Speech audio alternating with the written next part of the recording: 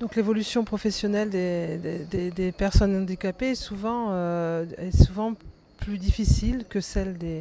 des autres salariés à la fois dans l'entreprise et quand ils sont demandeurs d'emploi,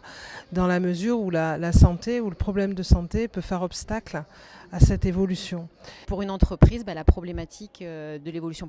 professionnelle, c'est vraiment une problématique du quotidien. C'est de notre responsabilité en permanence d'accompagner nos salariés dans l'évolution,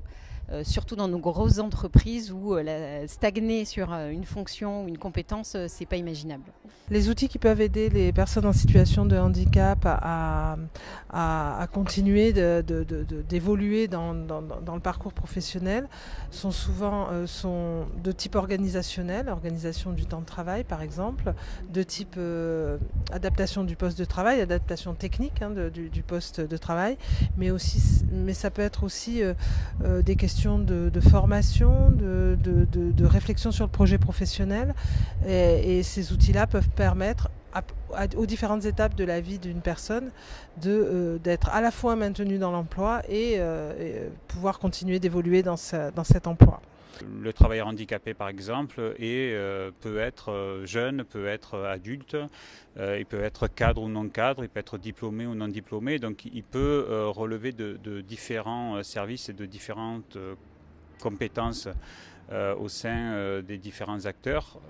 Donc ça permet une mutualisation des acteurs, un travail en synergie avec l'objectif de répondre au mieux aux besoins de l'entreprise et des personnes. Alors à l'AGFIP, on parle souvent de politique d'emploi de personnes handicapées qui permettent vraiment, c'est un accompagnement que peut donner l'AGFIP pour justement intégrer l'ensemble de cette question du handicap dans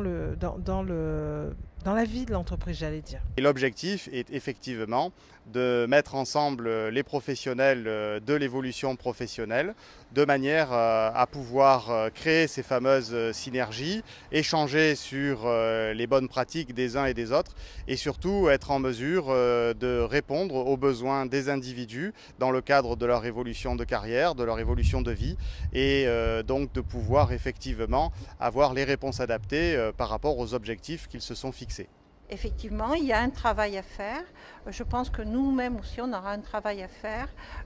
pour la réorientation des personnes. Et je crois que cette matinale m'a apporté quelques réponses.